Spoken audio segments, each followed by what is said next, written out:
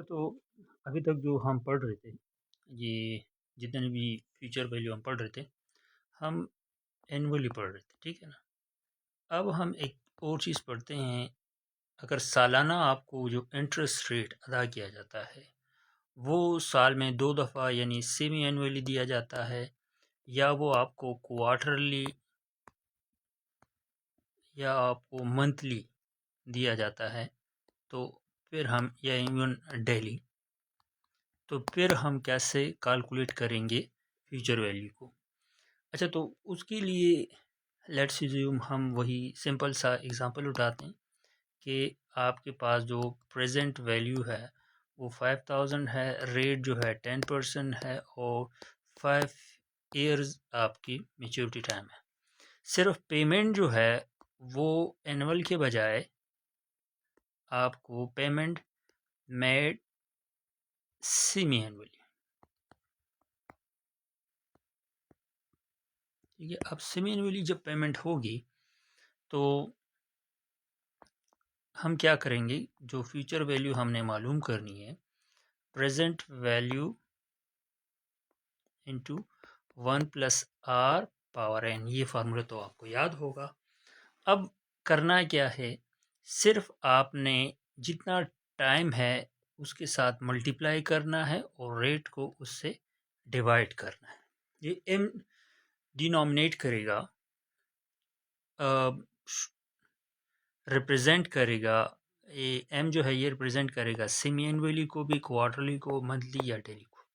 अब अगर semi annually है तो m इज इक्वल टू 2, अगर क्वार्टरली है तो m इज इक्वल टू 4, और अगर मंथली है तो m इज इक्वल टू 12, और डेली है तो 365। लेकिन हम उसके लिए फिर ई यूज़ करते हैं। डेली के लिए हम सिंपली ई यूज़ करते हैं, कंटिन्यूस, सही।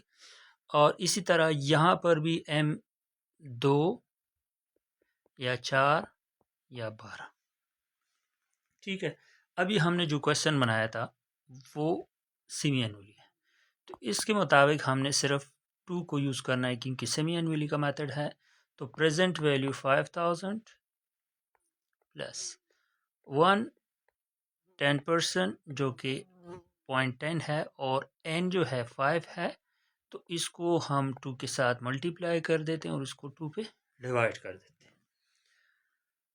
इससे जो आंसर आएगा वो आपके पास 5000 प्लस, पहले हम इसको सिंप्लीफाई कर देते हैं, इससे 10 आएगा, ठीक है। अब क्या होगा, इससे आ जाएगा 5000 प्लस, सॉरी सॉरी सॉरी, ये प्लस नहीं है, ये मल्टीप्लिकेशन है, सही है।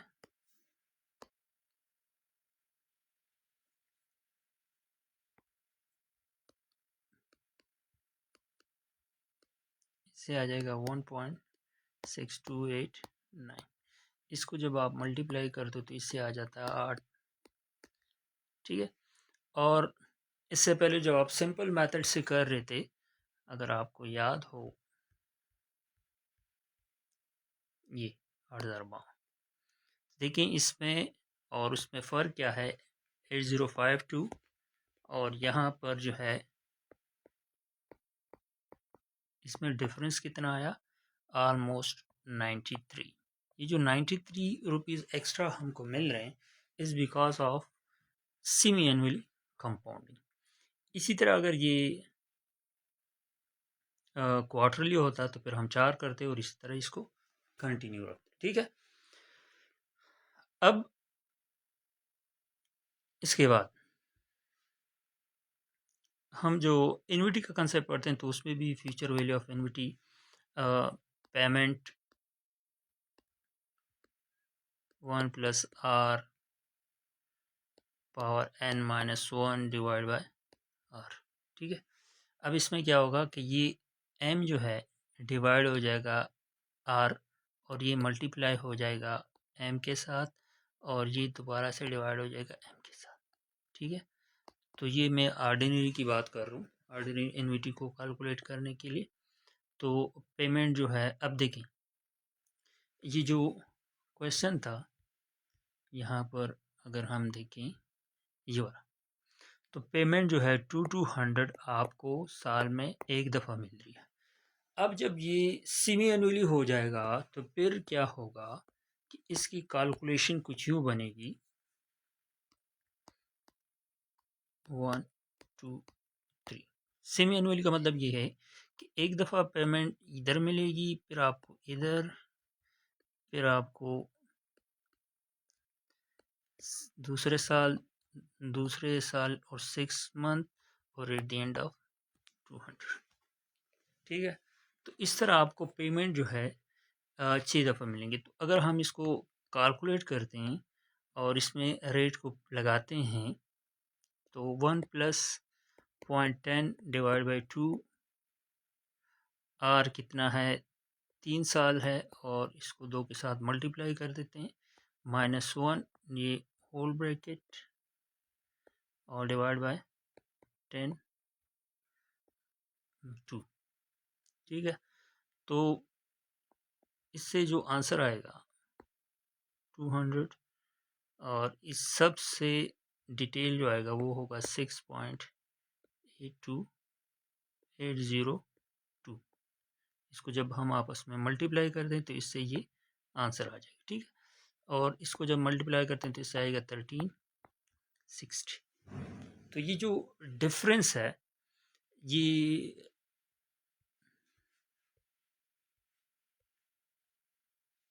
देखिए, इधर 662 आ रहा था जो कि एनुअली था, और यदि सेमी एनुअली तो इतना रेट में इसलिए फ़र्क है। ठीक है, बस ये याद रखें कि आप लोगों ने आर के साथ एन के साथ एम को मल्टीप्लाई करना है और आपको डिवाइड कर देना है, जहाँ पर आपको नज़र आए ये प्रोसेस दोहराना है। ठीक है, आप इसको इंडिविजुअली भी कैलकुलेट करोगे तो आपके पास आंसर सेम आएगा।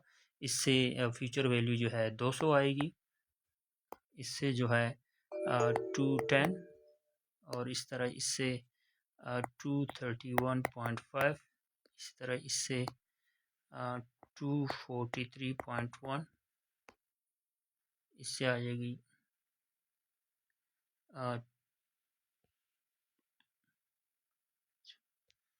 एक मिसिंग है, ये हो गया 200 210, अच्छा 220 नहीं है इसमें,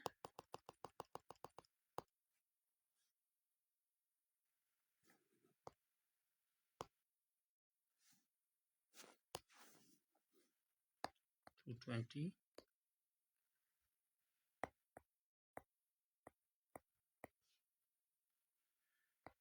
231.5 243.1, और लास्ट वन आ जाएगा 255.25। इसको जब हम टोटल करेंगे तो 13 ऑलमोस्ट 60। तो आप इस तरह करते हो या फार्मूले के थ्रू करते हो तो दोनों का आंसर सेम आएगा। ठीक है, तो ये एक पोर्शन रह गया था इसमें। अच्छा, अब आप लोग क्या करोगे, आप लोग ये असाइनमेंट दे देता हूँ, find the future value, present payment जो है 200 है और 5 ईयर्स के लिए पेमेंट होती है। ठीक है, ये क्वार्टरली पेमेंट है। ठीक है, और एन जो है यानी इंटरेस्ट जो है ये क्या हो गया 10%। तो बताओ कि इसकी फ्यूचर वैल्यू क्या होगी। अब क्या करना क्या है, मैं आपको पूरा प्रोसेस नहीं बताता, सिर्फ इसको 4 पे डिवाइड करना है और इसको 4 के साथ मल्टीप्लाई करना है, तो बस आपके पास जो आ जाएगा वही आपका क्वार्टरली का आंसर होगा। ठीक है, अभी हम एक दूसरे टॉपिक की तरफ जाते हैं और वो है इफेक्टिव एनुअल रेट।